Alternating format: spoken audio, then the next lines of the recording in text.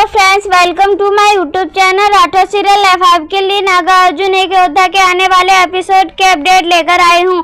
Episode की शुरुआत में आप देखेंगे कि गुरु वाशिकी को अर्जुन की चिंता होती है क्योंकि नूरी के शरीर में उसकी आत्मा आ जाती है। गुरु वाशिकी कहते हैं कि नूरी की आत्मा सिर्फ अर्जुन ही छुड़ा कर ला सकता है और अगर नागलोक से नूरी की आत्मा वापस आ गई तो इसका मतलब है अर्जुन अब नहीं रहा। और यह सुन के अर्जुन की मां बेहोश होने लगती है। गुरु वासुकी को अर्जुन की चिंता होती है। इधर महाराज तक्षक उन्होंने अर्जुन को मृत्यु दे दी है और अर्जुन की आत्मा को कैद कर लिया है। तो महाबली कहते हैं कि महाराज यह आपने क्या किया, अर्जुन को मृत्यु दे दी। महाराज आपके ही कहने पर मैंने मानव कन्या के साथ संबंध बनाए और मानव पुत्र को जन्म दिया। आपके ही कहने पर मैंने प्रणाली को मृत्यु दी।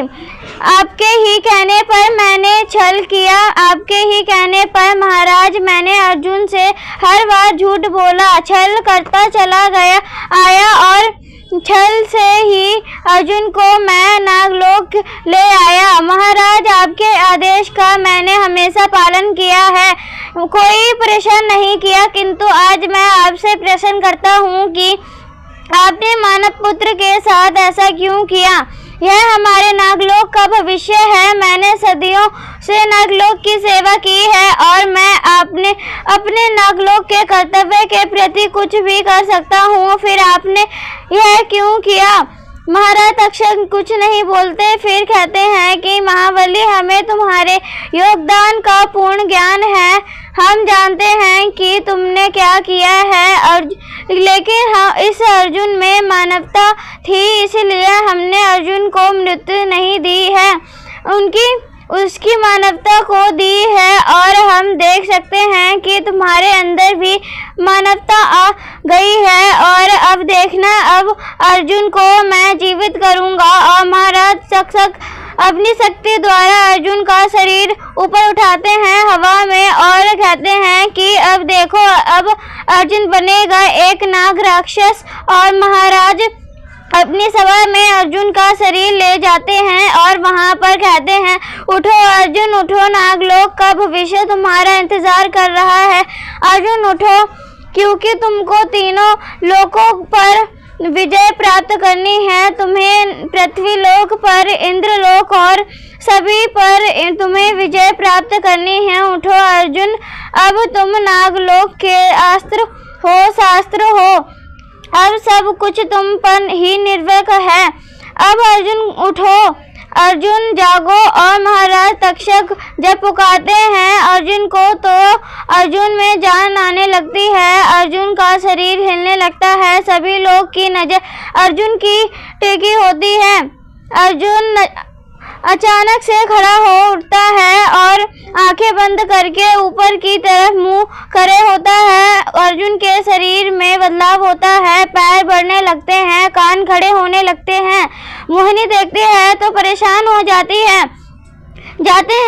महाराज तक्षक ऐसा देख के बहुत खुश हो जाते हैं। देखते ही देखते अर्जुन एक राक्षस बन जाता है और महाराज तक्षक जब देखते हैं कि अर्जुन एक नाग राक्षस बन गया है तो यह देख के बहुत खुश होते हैं। मोहिनी और शंखचूड़ यह देख के परेशान हो जाते हैं, आखिर यह क्या हो गया। बाकी के सारे लोग यह देख के काफी खुश होते हैं कि अब अर्जुन का एक नाग राक्षस बन चुका है, अब अर्जुन कुछ भी कर सकता है क्योंकि अब उसमें अमानवता नहीं बची है। महाराज तक्षक कहते हैं कि अर्जुन अब तुमको विजय प्राप्त करनी है, अब तुम्हारे सामने जो भी कुछ भी आए तुम उनको खत्म कर देना, तुमको नागलोक का वस्तु सभी जगह स्थापित करना है। इधर शंखचूड़ यह सब देख रहा होता है। महाराज तक्षक कहते हैं कि कोई ऐसा जो नाग राक्षस को चुनौती दे सके, नाग राक्षस को कोई हरा सके है कोई। मैं जरा भी शंका नहीं रखना चाहता मन में, अगर कोई युद्ध करने को तत्व है तो वह सामने आए, मैं आज्ञा देता हूँ।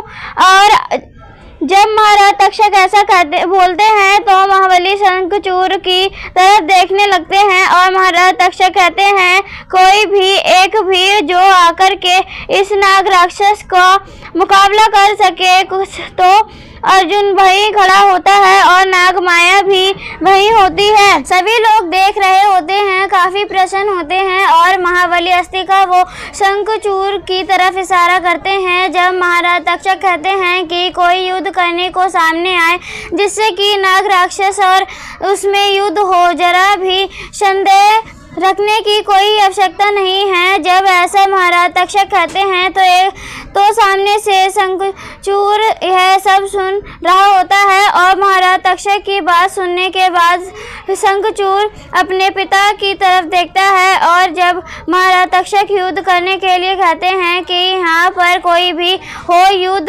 करने के लिए उसको मेरा आदेश प्राप्त हो। इसी के साथ एपिसोड खत्म होता है। ऐसी ही वीडियो देखने के लिए हमारे चैनल को सब्सक्राइब करें एंड वीडियो पसंद आई तो प्लीज़ वीडियो को लाइक करें। तब तक के लिए बाय बाय। सभी लोग देख रहे होते हैं, काफी प्रसन्न होते हैं और महाबली अस्थि का वो शंखचूड़ की तरफ इशारा करते हैं। जब महाराज तक्षक कहते हैं कि कोई युद्ध करने को सामने आए जिससे कि नाग राक्षस और उसमें युद्ध हो, जरा भी संदेह रखने की कोई आवश्यकता नहीं है। जब ऐसा महाराज तक्षक कहते हैं तो सामने से शंखचूड़ यह सब सुन रहा होता है और महाराज तक्षक की बात सुनने के बाद शंखचूड़ अपने पिता की तरफ देखता है और जब महाराज तक्षक युद्ध करने के लिए कहते हैं कि यहाँ पर कोई भी हो, युद्ध करने के लिए उसको मेरा आदेश प्राप्त हो। इसी के साथ एपिसोड खत्म होता है। ऐसी ही वीडियो देखने के लिए हमारे चैनल को सब्सक्राइब करें एंड वीडियो पसंद आई तो प्लीज़ वीडियो को लाइक करें। तब तक के लिए बाय बाय।